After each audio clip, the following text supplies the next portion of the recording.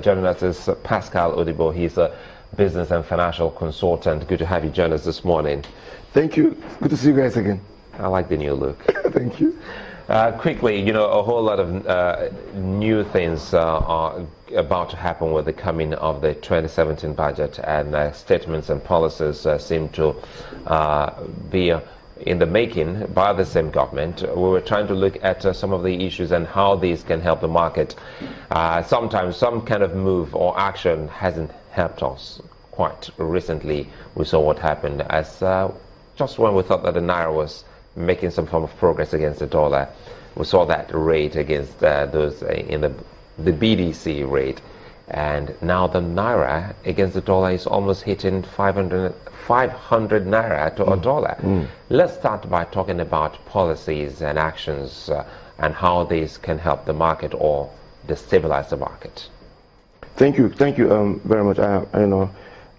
While I will answer your question, but I would like to take a slight detour, which is there should be some kind of referendum on the 2016 budget. What I mean by referendum is like, how has it worked? Because these are the policies, the underpinning policies that should have really driven the budget. And one of them is the FX regime. The budget was predicated on 197, and along the pathway, it was some people call it devaluation, some people call it into 305. That is a significant impact as to the fuller or better implementation of the budget. So, history will help you if you want to go far. I'm just wondering, what are the intentions of government as they plan 2017 budget? Where do you keep your pegs on? And will this determine, the rate at which perhaps you may be able to accomplish the things that you want to accomplish? Because there is no point coming with a 7 trillion plus budget, and at the end of the day, you come back in another 1 year and tell us, what, we just got this, or it was affected by this. So that's my take on that. Now, having said that, there is, last speaker mentioned that. Which exchange rate are you talking about? Which one? There are different layers of exchange, and they are official. That's unfortunate. Different layers, all official. Official rates. So I'm concerned that there needs to be a lot much more thinking. I keep saying this. Strategy is what you plan. It's not what you do in the morning. It's what you want to do 3, 4. You plan it now, structure it and begin to do things now. Economies are held by pillars. It's either you want to, and one of them is education. You will never become more than your knowledge. You won't. And I've looked at the allocation of the major 5 or 6 that they showed. Education is the least. 50 billion. One university alone can suck that in. Let me give you an instance. If you were to say, you don't want people to spend so much money on their children abroad, and the government started, maybe when they came in and said, what guys, I'm going to pump in 20, 30 billion print money and pump into 6 universities in 6 geopolitical zones. In another 3, 4 years, pump real money, infrastructure, research and development, hire the people that are going to work there. Not only will people be confident to leave their children here, it will also become a foreign exchange earner, because people will want to come to those universities. Those are the kind of things I want to see. Now, you do also something on agriculture, on a consistent basis, getting the right people to be able to create the food that you import. You will reduce the pressure on the foreign exchange. Now, this is what I'm talking about. Now, coming to bring policies that are, that are legit, almost like a fiat. You want to banish black market. You are part of the black market. You are poking the black market. But the multiplicity, just as last speaker said, of official rates, the temptation is too strong, especially for those who are the intermediaries. So you just need to take a decision how you want to proceed. Just as you said, decide on which pain to allow yourself to, to endure, and give focus as to when you think reprieve will come. If I count the amount of words you've used since you sat down here, you've used the word policy almost 40% in all the words you've said. But one of the things that a lot of people will look at in Nigeria's economy is a question of policy and policy somersault. And we've had different, since this administration started, we've had different conversations around the foreign exchange, around the market, around how to attract more investment in foreign exchange. And we're back at this point now where we're saying we are going to, or where the government is saying we're going to somewhat or scrap the black market. And you said the government is also part of the black market.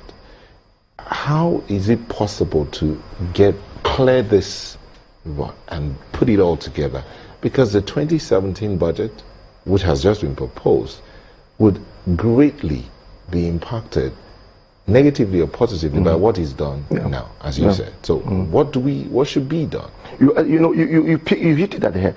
Government drives the economy. For everything about government is about policy. It is what gives you an idea of what they are thinking, so that, especially the private sector, so that they can take a position. The market does not like volatility. It does not like uncertainty.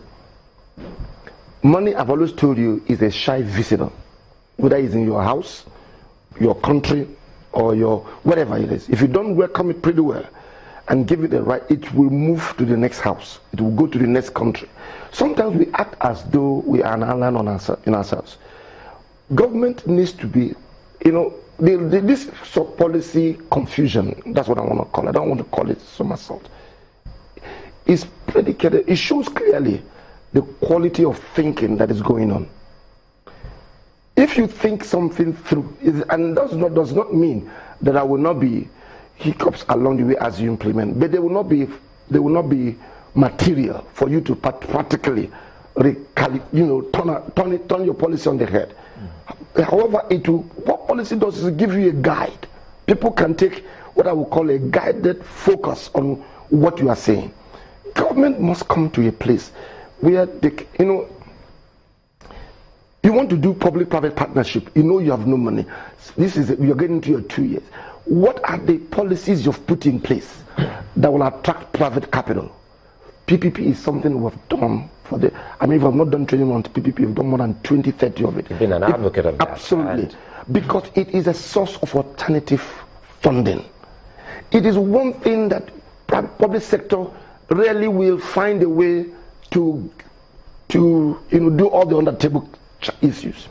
If you work well with PPP, it has developed nations around the world. As I speak today, Canada is still engaging. They're trying to do a railway. It is still PPP.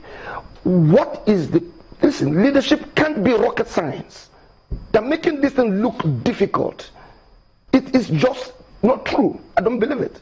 Because I've seen these things work in other climes. The money is not yours. The expertise is not yours. All you need to do as government is to say, this is the route we want to go, and play clean. They will bring their money. They will bring their expertise. And you will be paying in bits over 30, 40. What is the problem? So I just believe strongly that somebody is trying to give us this impression, this is government, is a big elephant. That's nothing. Listen, I work as a treasurer in a government in my estate. In 4 months, if you come to my estate, you would think government has come here afresh.